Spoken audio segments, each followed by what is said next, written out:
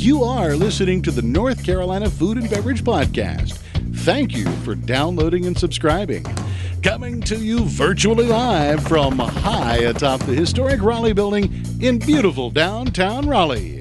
The NC F&amp takes the listener behind the scenes to tell the stories of the people that contribute to the creation of the food and beverage community of North Carolina. And now, the misfits in the dish pit, the faces of the front. They are Max Trujillo and Matthew Weiss. Hello, and thank you for listening to the North Carolina Food and Beverage Podcast. I am your co-host, Max Trujillo. And I am your co-host, Matthew Weiss. And today, get close to the microphone and hopefully you have a nice cold glass of milk in hand with some heavy cream on top, because we have some producers of milk from the famous Ranlew Dairy out in North Carolina, Mr. Randy Lewis, and the bottling plant manager, Taylor Hayes. Welcome, folks. Hey, thanks for having us. Good morning. Glad to be here. So, okay, we're all quarantined in our own various homes. I'm here back where it all got started, where the North Carolina Food and Beverage Podcast got started, back in my den, which is great. And it's funny, I had the lawnmowers blowing right out my window about 20 minutes before we got started. I remembered that's how it always seemed to be when we were getting our show started. So good times. We've gone really far, all the way to come right back to zero, except for Matthew, you are where now? I'm at home in good old Holly Springs and, quarantined like the rest of us. Randy, Taylor, where are you abouts? Where is the dairy? Downtown Eli, Whitney, North Carolina. Cotton gin territory, right? Yeah. I absolutely used to grow a lot of cotton around here. Yeah. Going towards Pittsboro, is that correct?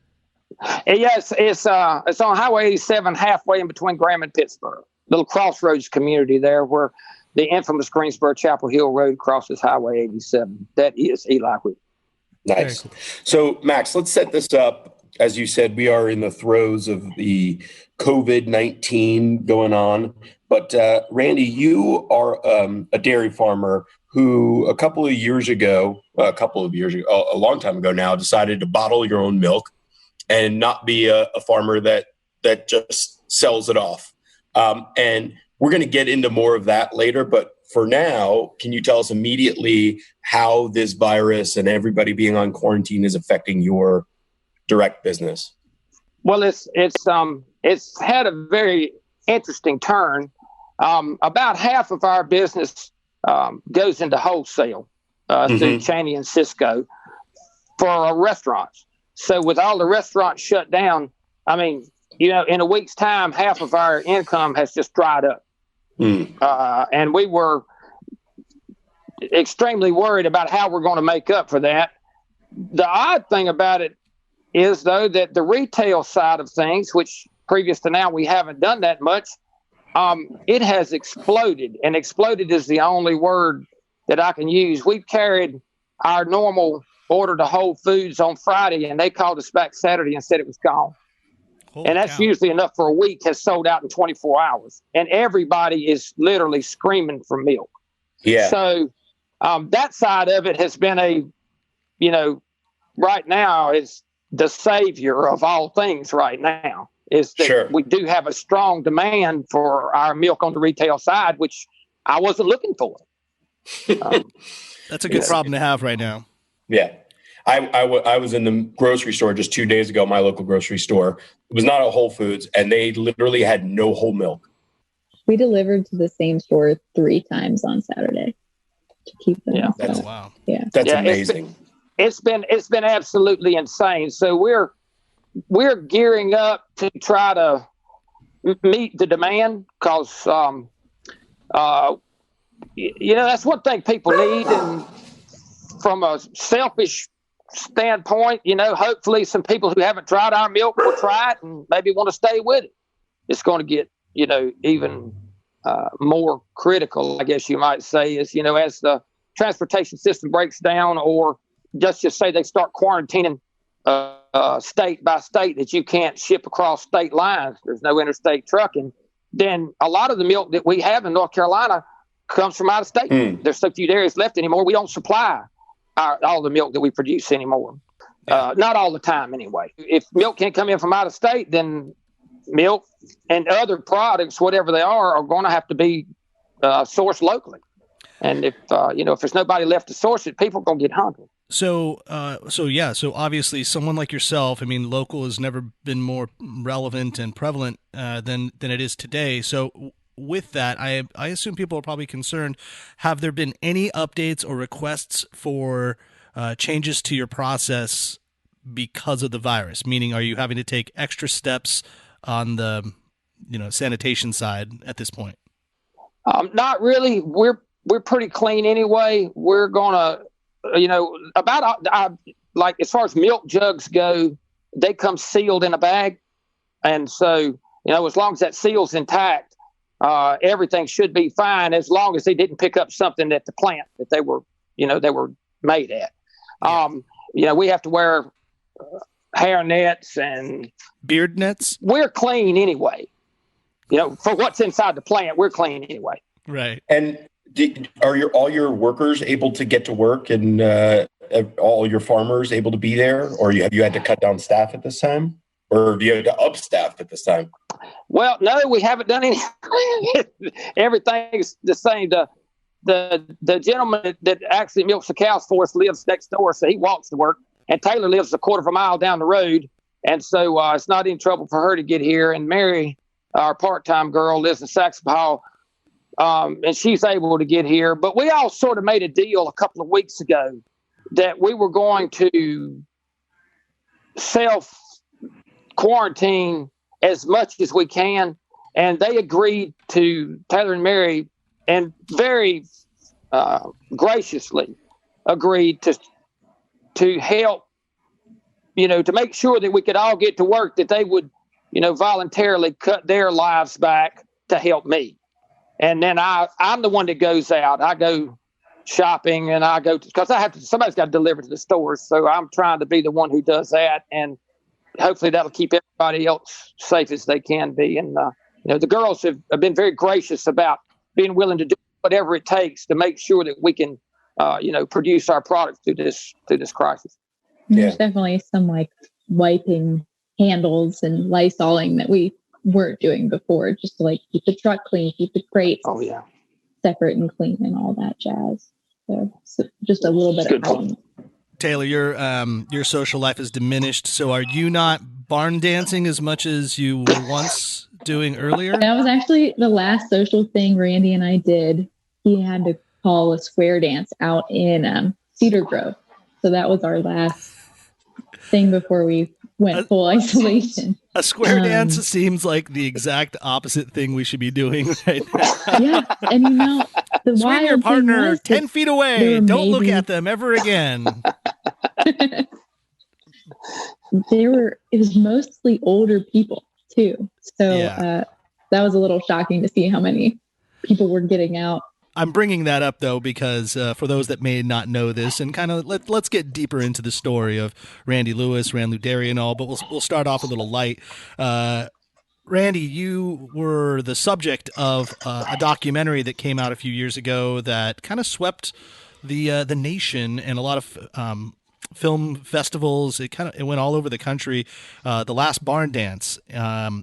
If you just Google it right now, you can get a trailer. It's beautifully shot for one. And while you're sitting at home with nothing to do, this is kind of a fun way to pass the time. But would you let us in behind it to understand what is this documentary about and why was it done? Boredom, maybe. I don't know. The guys. So we've been having these dances in the barn since 1982. And in a little bit of the history of it, at least here, my grandparents were big dancers, and they would move the furniture out of one room, and the band would sit in the hall and play, and they would dance. And after they started building these big gambrel roof barns back in the early 40s, they became dance halls. And the story my grandmother always told me was they had a dance in our barn the first time before they put hay in it, sort of as a christening, you might say. And then they were, in the spring of the year, and but when the barns were pretty empty, they would have dances, and whoever's barn was hosting that particular time. And it had stopped by the time I came along. And so I'd like to dance. So I decided in the early 80s that I would start back. So we found a band from Rougemont that would come and play. And I think they played for 35 or 36 years. They have finally retired, but we had the same band. And that's the band that's in the movie. Yeah. How the whole movie thing got going was the Doc Branch band had won a national folk art award, and they sent Ted Richardson. I think he was working for the N&O at the time, or the Winston-Salem Journal. I can't remember which, but they sent him out here to do a feature article on the band. And so he came out here and did his article, and then he was having a good time. So he just, asked me, could he hang out for a while? If it was okay. And I said, sure. And he and I got to be friends. So, he started coming to dances and hanging out and bringing his family and such. And as time passed, it looked like, the band was getting older, something was going to happen. So I asked him if he would be willing to tape a square dance set, just from beginning to end, to just film it, because there will come a time that people won't believe that we actually danced in a barn, on the operating dairy farm with cows underneath and all that stuff. People just would not believe that we did it. So I wanted him to document it because, I don't know, I'm kind of a historian anyway, and I'd like for people to know that this did happen. Sure. And then the movie came on. That was totally his and Jason's idea. He brought Jason Arthurs in a little bit later, but that was, it all started. I just wanted to square dance film, a set film for my own, for posterity, for me. And, they came up with the other idea, but So but it was a lot of fun. Yeah, so it was about preservation of culture and history, and like you said, you're a historian, so that was kind of the cause action of making the show. And what a remarkable thing. I think when people do think of a barn dance or so, they do kind of feel like they've been taken back a few hundred years, or at least 100 years, and so it is nice that you're keeping culture out there in Eli Whitney, North Carolina. Max, isn't and this is a little off topic, but didn't the famous Felicia Trujillo once win a barn dance or square dance competition? That is correct. And Felicia, who Randy, well, because she's been to your farm and she's shot a lot of press photography that you guys have used over the years. My wife went to a barn or a square dance competition in Wendell when they were opening up a new little like a community, and they got influencers, like local famous people. So Felicia was one of the local famous people, and they paired her with professional square dancers. They got about an hour of practice, and then they went and competed. And I got to tell you, Felicia, she has the eye of the tiger. When she wants to win something, like, she does it. And, everybody was vying for $1,000 donation to a charity of their choice. And a good friend of ours has a child with cystic fibrosis. And so she said, I'm going to choose that charity and I'm going to win it. And I think because she knew where she wanted that money to go, she did not mess around. And boom, she won. It was awesome. Wow. I'm wondering if, Randy, maybe when we're on the other side of this virus, if you might host another competition and we could bring Felicia out of square dancing retirement to compete. Oh, that would be way cool. Yeah. Yeah. We that's the good thing about it. When you, when you have the party, you can sort of set the rules as you go. So, I can do about anything I want to when it comes to what we do around here. That's right. That's right. Yeah. So we'll have to do that. We'll have to get Felicia out for that. That's cool. Let's take just a quick break for a sponsor in our show that couldn't be more important to the times that we are facing right now. And I'm talking about ehungry.com. eHungry, if you own a restaurant and you're looking for mobile and online ordering, you can give eHungry a try. They work with thousands of restaurants and charge ridiculously low fees. They will help set up your online and carry out delivery and catering online processes. So isn't that the most important thing that we should be doing right now in our social distancing, ordering online, picking up curbside, doing all that? Well, you need to talk to them, because right now, because you are friends of those at the NC F&B, you will get a free setup and a 60-day free trial, 2 months. let's hope that this whole thing is over in 2 months. Wouldn't that be amazing if all of your online orders were free during this entire situation? Well, they will be if you visit ehungry.com/NCFB. That's one more time, ehungry.com/NCFB. And we should also take this time to recognize the Folks Foundation. Oh, man. Who is also supporting all of people like yourself, Randy, and other great storytellers and makers of things that are all great North Carolina. And when you give to the Folks Foundation, you can either sign up for a journal or just give them money, but they also help people give grants. But you're supporting a whole cornucopia of good things for North Carolina. There's a connection, the Folks Foundation and Mr. Randy Lewis, because he bared the front cover of one of the most recent journals they've put out. So if you want to know the written story and you want to see that beautiful mug, well, you can go to folksfoundation.org. You can sign up for their Folks Journal. You can also learn about all the things they champion, of all good things crafted in North Carolina and the folks that make them. So go to folksfoundation.org and sign up. You get the journal and find out what they're about to do. There's a lot happening with them as well. Yeah. So like the Folks Foundation, I want to learn more about the folks like you, Randy, and the history. And you mentioned something earlier about that dairy farmers have, and people producing milk or bottling their own milk have seriously dwindled. And I think I read a stat, since 1970, there was 658,000 dairy farms in America. And at the time I read this article, well, not the time, but the time this article was written at 2006, we were down to 75,000. So I'm wondering, one, what that number is now to your best knowledge, and then why did that happen? I can't tell you about nationwide. I do know, if you want to talk about locally, when I was a kid in the 60s, there were over 100 grade A dairies in Alamance County. Or let's just say right around 100, because there were some other small dairies that may or may not have been grade A. But and those were, just to clarify, those were dairies that were making and producing their own milk, or they were sending it off to other bottlers? No, they were all sending it off to the co-ops or to other processors. Yeah, to my knowledge, in those days there were no producer processors. Is what they call us. To my knowledge, there were none. I didn't know of any. But in our county, there were like 100 in Alamance County alone. And Alamance County was not the biggest dairy county in the state by any means.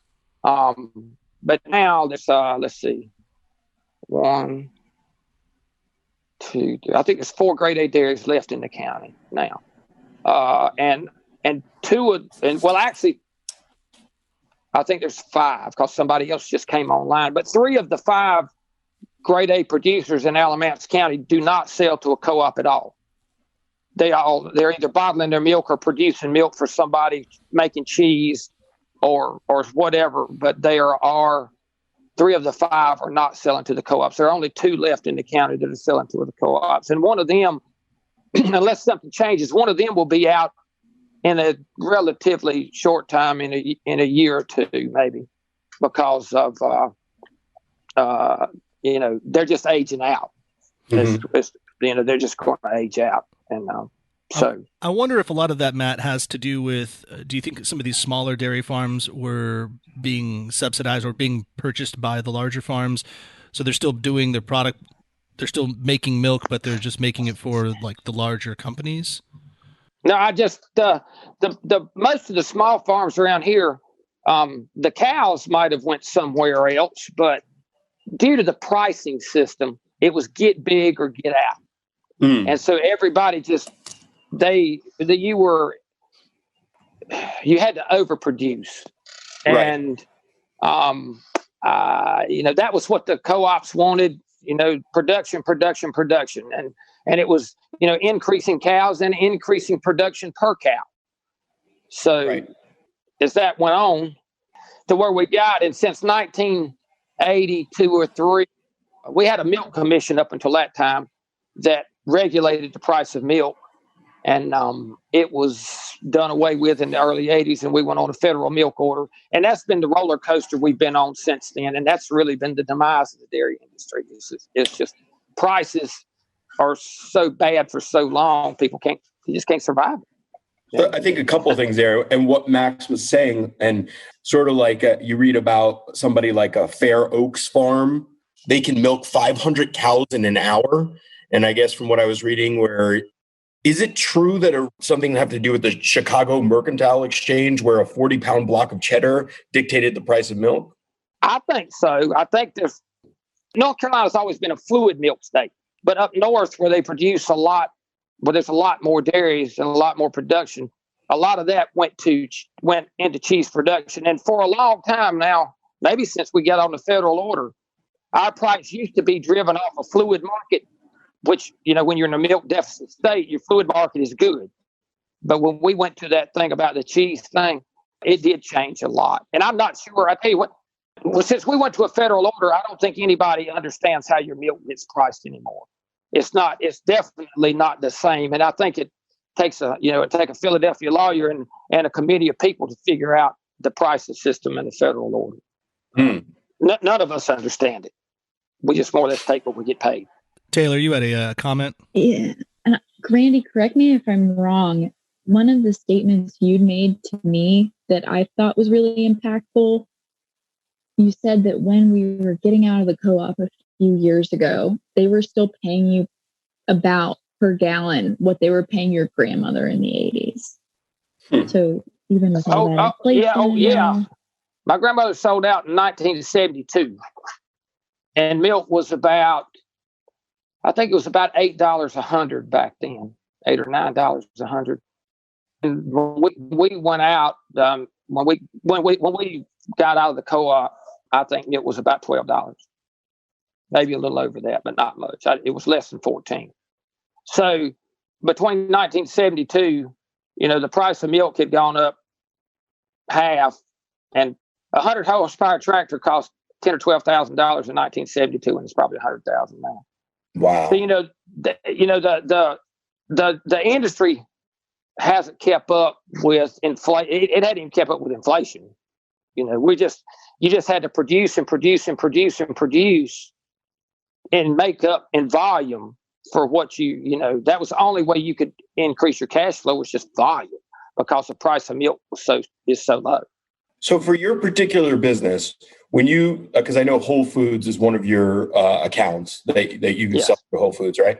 So when you bring 100, or let's just keep it simple, in a gallon of milk, there's a dictated price to say, okay, you can only charge Whole Foods X amount, or when you say that federal set price, that's what Whole Foods can charge for it?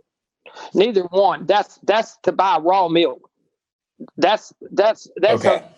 If my understanding is, that's a minimum price that a co-op or anybody buying it, which is a co-op or an independent, but that's the floor price that you have to pay. It's a minimum. I see. That's my understanding of it. That's what the federal order is. You can pay above that all you want to, but nobody ever does. Okay, but you can charge whatever you think is right for your milk to that is correct, to your whole, or to your distribution networks. Yeah, that's the beauty of this whole thing is, since we've been doing this, we can set the price of our product, which you could not do before. You just, in federal order, you take what they give you. You don't have any say so in it. You just take whatever the federal order price is for that month, and that's what you get. Selling it directly, I can, sell for as much or as little as I want to. I set my own price regardless of where it's going.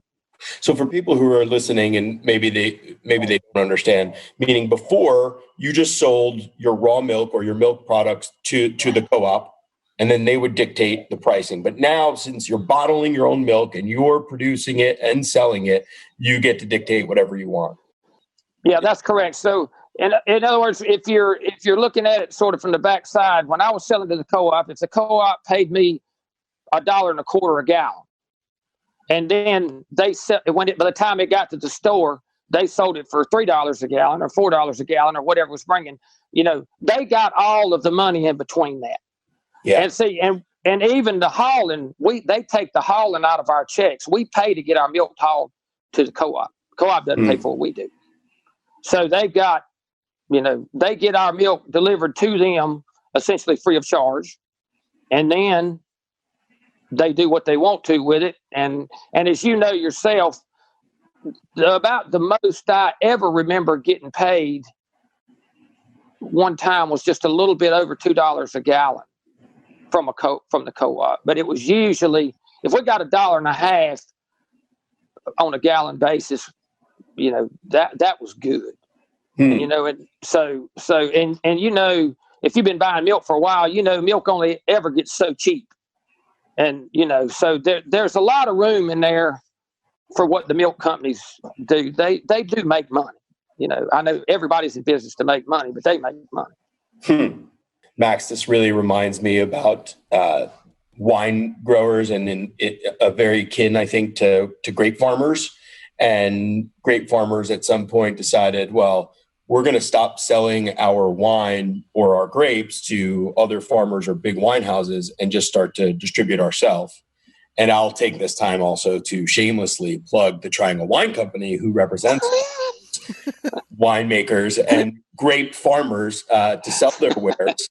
And Triangle Wine Company is a great friend of ours. And not only that, but during this time, they are still delivering. They are ramping up their curbside pickup. So go to one of their 4 locations or get delivery from one of their 4 locations. Don't stay in the tap room at this point, but they are in Cary, their flagship store. They're in Morrisville. They're out there in Southern Pines, and they're in Holly Springs. So I still have access to wine during this time, which is great. And if you use the NCFB promo code, you will get 10% off. Yeah, why not do that? I do feel like just watching everything on social media, we're all a bunch of drunks right now. Like, seriously. I mean, everybody's like, Matt and I are literally having a virtual cocktail hour in 2 hours with somebody, because that's what you do. Like, yeah, we hang out, we're going to socialize. I'm, as friend of the show, Mike Rosato, once stated at one of our happy hours, he's like, Max, you're the most extroverted person I've ever met. And I said, I know. So with that said, I'm like climbing the walls right now. This is really tough. This is the most like social interaction I'm getting right now. And we do hope, as Matt and I were discussing before the show, is like to get people to like rally together and want to have a community for the sense of entertainment or even just education, but also just maybe just to have like some comfort of knowing like, hey, I know these people and I'm familiar with their voices. Let's listen to them more often. So perhaps we'll do more shows, or we'll do other things to to keep us all informed and keep us connected. So we'll more on that as we get there soon. Nothing is better than watching Randy. Randy's got a milk order coming in, hopefully. Yeah, he's about to go milk a cow right now. Yeah, sorry about that. Curbside pickup. I don't know how to make this thing cut off. I wish you could see what we're seeing right now. We might have to cut this moment right now, but let it be a public service announcement. When you're walking with a camera on your phone, try to keep it above crotch level. I guess that depends on what you're watching, right, Max? That's true. Yeah, it's a different podcast. Well, look, I just wanted to give you guys a little thrill. Max, Max, you said you were bored, so now you got something to be less bored about. I know. That's right. You may want to run and hide, but what the hell? I shouldn't have said anything. Human connection. I got it. Human connection. Yeah. So let's transition into Gives something. barn dancing a whole new meaning. Let's transition into something that we discussed at the happy hour, of which you joined up, and I like kiddingly said, I think that was like the last time we were allowed to all be out together. But both Taylor and Randy, you guys came out from the farm to the kitchen studios in downtown Raleigh. And one of the things you had mentioned then was that you were about to release ice cream as something that is available at Ranlew Dairy. And if anyone's we haven't even discussed like your milk versus other milk. And I'm not going to put Matt on the spot. I don't know if Matt's had Ranlew Dairy before, but I've had it a bunch. We sold it at Standard Foods in our markets, but a lot of great restaurateurs in the area just swear by it. It's kind of like Ranlew is to milk as Duke's is to mayo for a lot of chefs out there in this community, because the texture is different. It's like, it's rich. It's I don't know. It's really. If I say it's dense, that maybe isn't like a great sounding word to it, but it's just like, it's creamy, like the way you expect milk to be. And so I can only imagine what ice cream is going to be like made from Ranlew Dairy. So please let us know a little bit about that, and what are we going to expect from your ice cream? Good question. that too is a work in process. I guess if you really got right down to the nitty gritty of it, our ice cream will be more on the gelato flavor, gelato side. We can't put as much without buying cream. We can't put enough cream in it to actually make it ice cream.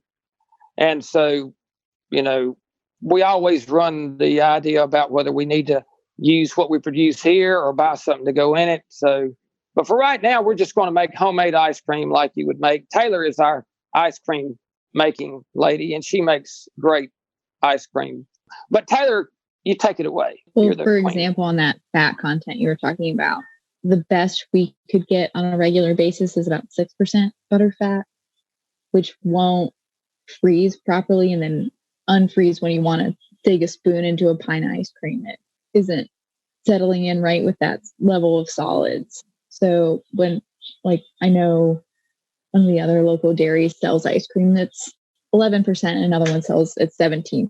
So it would be very much on the low end of that spectrum. And because it's not homogenized, have more of a grainy texture. I think the way Randy's approaching it now, will sell it in the yard as an agritourism venture rather than here, buy a pint at the grocery store. Yeah. So meaning you're only going to be able to get it if you go to the dairy farm? For now, yes. Oh, okay.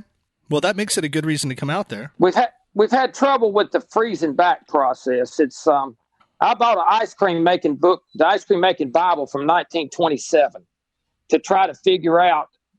That was before homogenization. So I'm reading this book trying to figure out how we can make ice cream that will freeze and come out relatively creamy. And also, you can put a lot of stuff in it to make it do that, but that goes against the grain of what we do anyway. We try to keep everything as clean label as we can. So it's really a kind of a daunting task to keep it as clean label as it can be and not homogenize it either. That's So we're not having crazy flavors. You're not doing Cherry Garcia and Rocky Road. Well, Taylor's working on that. We've got a new supplier of flavorings that we're trying. All of their flavors were designed to meet Whole Foods. They can go into Whole Foods, so yeah, that's clean enough for us. And sure. So Taylor, she's already got some things working. I'll let her tell you what she's got in mind for some things. I know she likes pistachio and Well, I just think the biggest priority is to keep in line with the values we already have of keeping, no corn syrup, nothing that shouldn't be in there, in my humble opinion. So we're looking to find flavorings that will fit with that. And that's how it's looking on my end.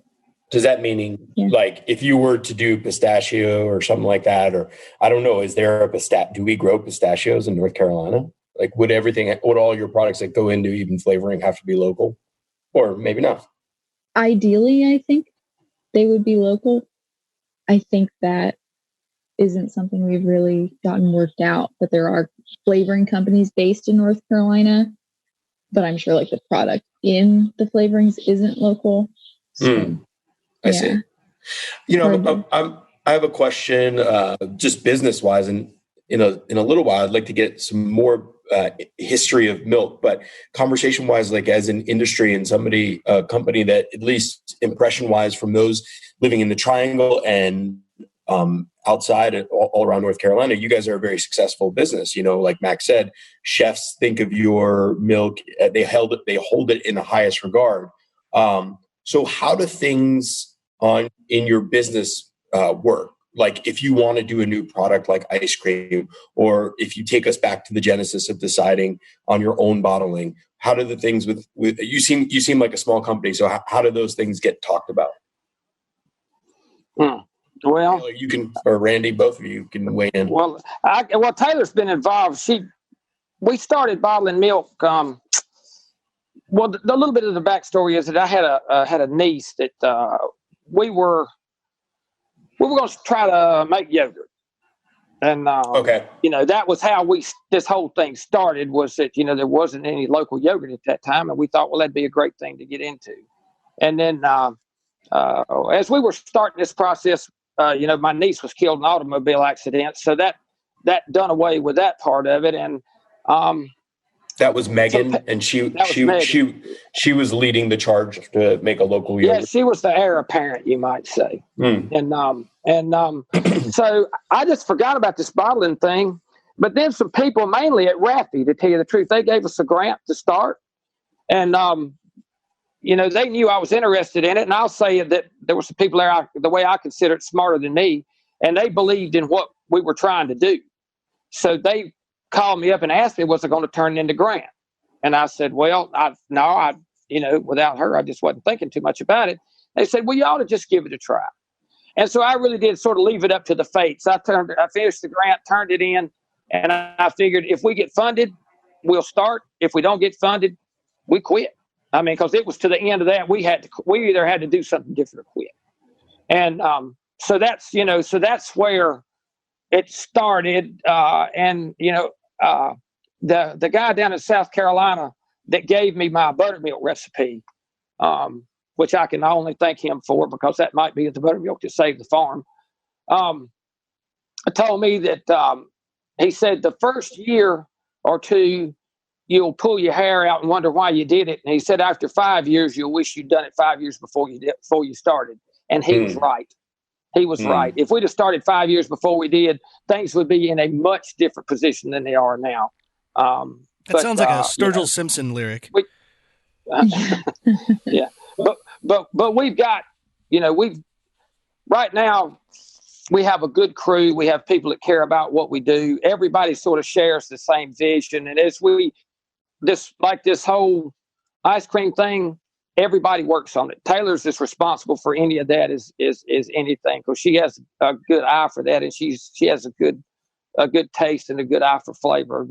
So she's, our whole crew's pretty much invested in what we do, and I'm thankful for that, because that's when everybody's on board and they share the same vision. It's just, even if they don't own the company, we all work toward the same thing, and that's so much easier than having to feel like you got to beat everything out of everybody you get.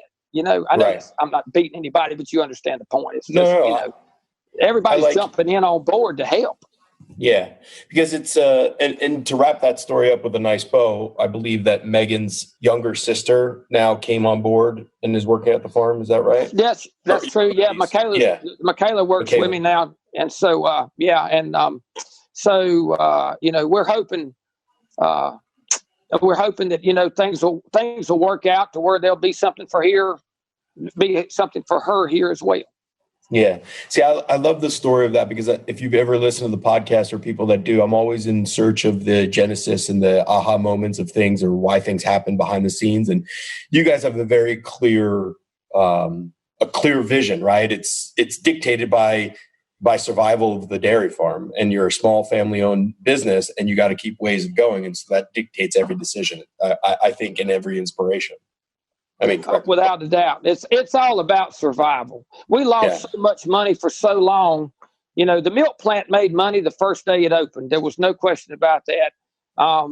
And had we not started the milk plant, I'd have been out of business 6 or 7 years ago. So it is what drives it all. We're just still paying back too much old debt, and it still a struggle. But it also, with that said, it's, you got to have people on board to help. I can't do everything. I mean, I can't. And I've got people who believe in me, believe in what we do. And Taylor's at the top of the list, but that's people that I buy stuff from that I have to put them off a little bit to pay them because I ain't got the money, to people buying our products. Everybody believes in it or it doesn't work.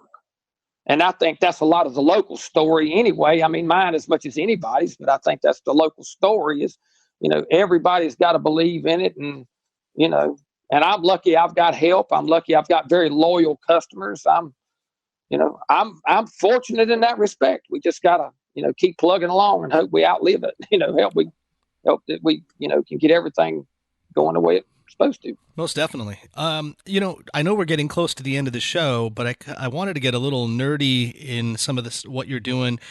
When you look at Ranlew Dairy, for one, it says cream top milk. I don't know what that means. I'd like to know what that means. And I also know that you do not homogenize your milk and it's batch pasteurized. I don't know what any of that means. And I grew up always with homogenized milk, and it was pretty just translucent and simple. For those that like to geek out and understand, what is this? Why are you doing this? Yeah. So cream top and non-homogenized are essentially interchangeable words. So homogenization is this process that processors use to break fat molecules into suspension so you don't have to shake it up. And I believe when they started doing it, I want to say in the 50s, they were thinking that it would extend shelf life. It's found that it doesn't, but now people are used to drinking milk that doesn't have the fat separate out of it. So to keep it more natural, we don't break those fat molecules into suspension. There isn't conclusive research that it's better for digesting, but the line of thinking is that it's easier to digest the milk when it's in its natural state, right? Yeah. And then we're talking about batch pasteurization. It's also low temperature pasteurized. So batch pasteurization is pasteurization in a vat. So in a stainless steel tank, getting spun around and heated to the proper pasteurization temperature versus being run through a short time machine, which is essentially a series of heat exchangers. It's super efficient and really cool for high volume processing. We do that batch pasteurization, so it's smaller. We have a 200-gallon pasteurizer that we use to get milk up to 145, which is the minimum for state requirements. Randy's joke is that it's barely legal. It's like pasteurized enough to be safe, but not pasteurized to the higher temperatures that can denature proteins and make it less processed. Does that mean, like, obviously, like the flavors, I mean, it's as pure as you're gonna, like, seriously, for those that are curious, next time you go out and get milk, get some Ranlew Dairy, just even for the experiment side of understanding this is farmhouse milk. This is not what, you're going to get typically from Horizons or whomever else is making the milk. But with that, I think you also, when you get it, wouldn't you typically like shake the bottle a little bit right before you pour it? Because it does separate a little bit. That's like the process, I would say. Yeah, that's exactly right. Yeah. If you don't shake it up, I love to do this, though. You just pour the cream off of it rather than mixing it back in. That's the good stuff. That you put that in your coffee. Exactly. Yeah. No. We've had a few issues over the years. Matter of fact, I talked to a lady this morning about that. But people are so used to milk being a homogeneous product. It's all the same, pretty much. It doesn't matter what company you buy it from. It all looks the same, tastes the same, pretty much, except for maybe chocolate milk might have a little different recipe. But it doesn't matter where it comes from. Milk's about the same. And, an homogenizer has essentially done that. That makes it all the same. So for us, when we don't take any of the cream out of it at all, so, in whole milk, so, milk from the co-ops is going to be like 3.25% butterfat. Well, ours may be 4%. Whatever the cows are producing is what you get. So, so that's makes it feel different in your mouth. It makes it feel, like you said, it's creamier, it's richer, and it has a different feel in your mouth. I would assume that this is the way it was once done, generations ago, but also is that for you're doing it this way because that's the way you recognize the way you want your milk to taste? I mean, is this just a process of how you were familiar with growing up and this is the way milk should taste? What led you down this path? Yeah. Oh, absolutely. Yeah. I didn't know they put milk in a jug. This is not exactly true, but, we didn't buy milk till we went to school. We drank milk out of the tank because there was always milk here.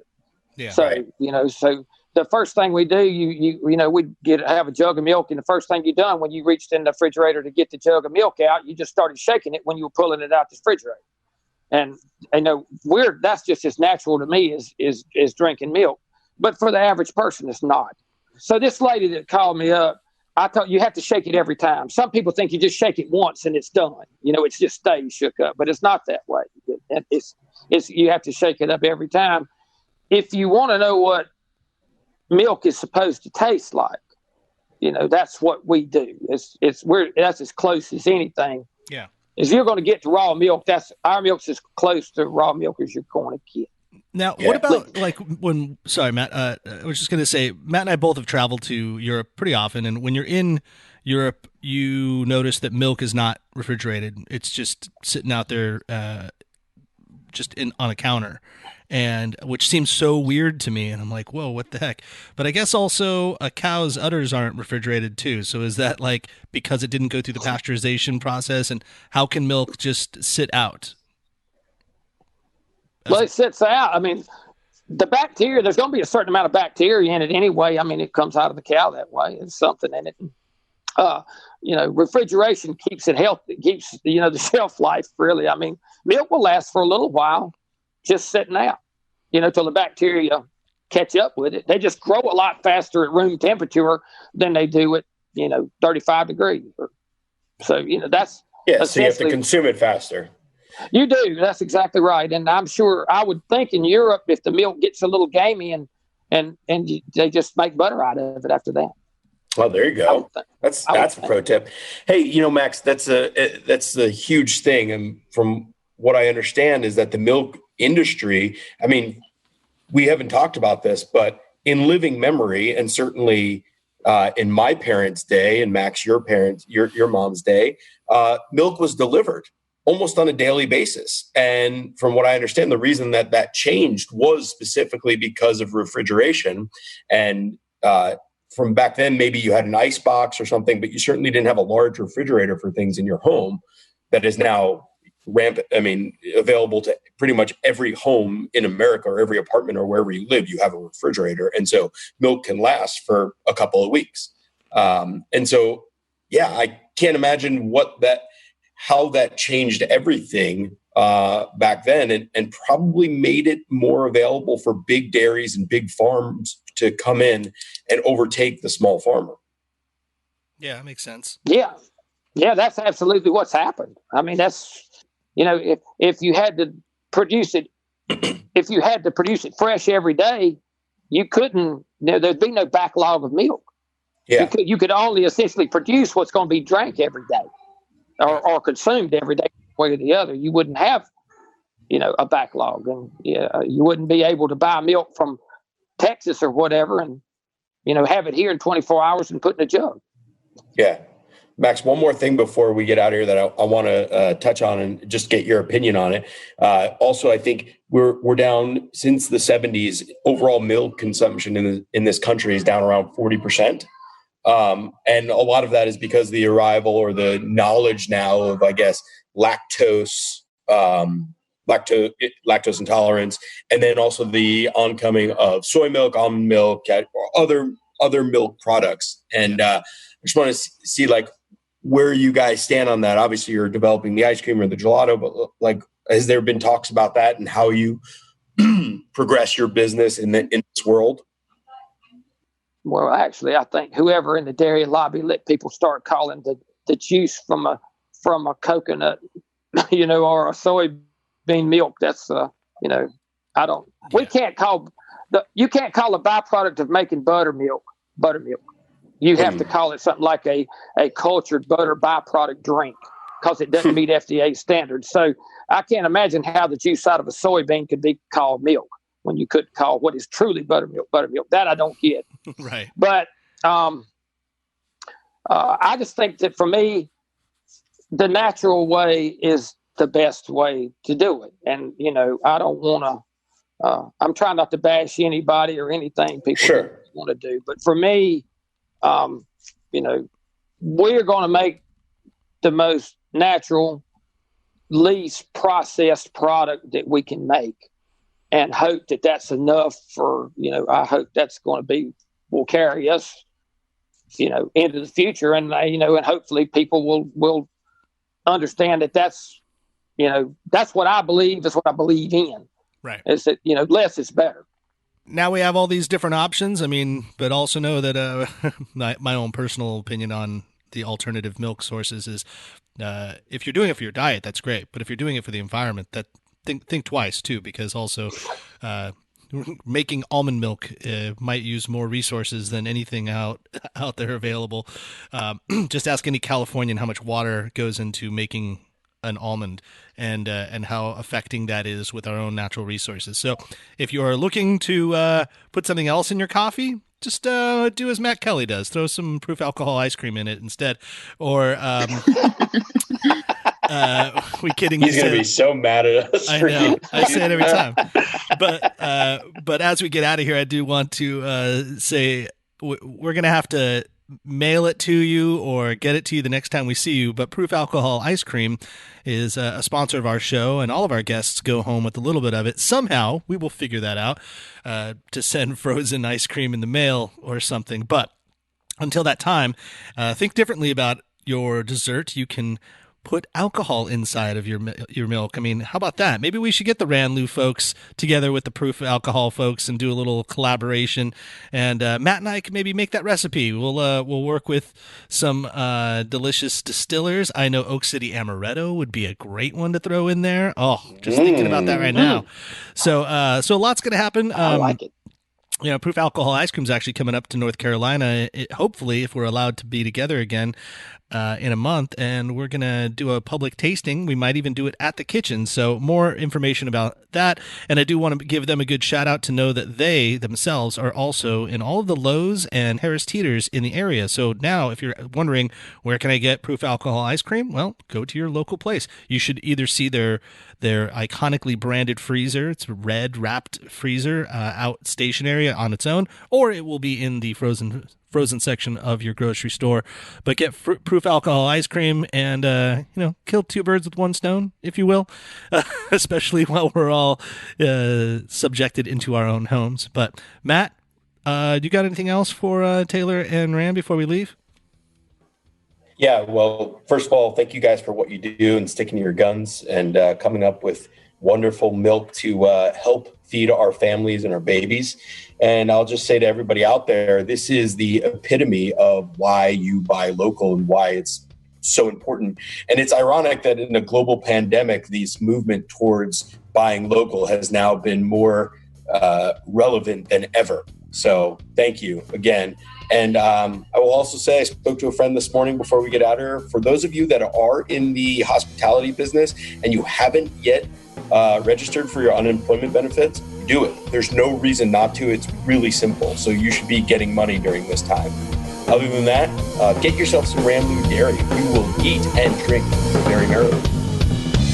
Thanks for listening to the NC F&B podcast. And if you've stuck with us this long, review us on iTunes, and remember, 5 stars are encouraged.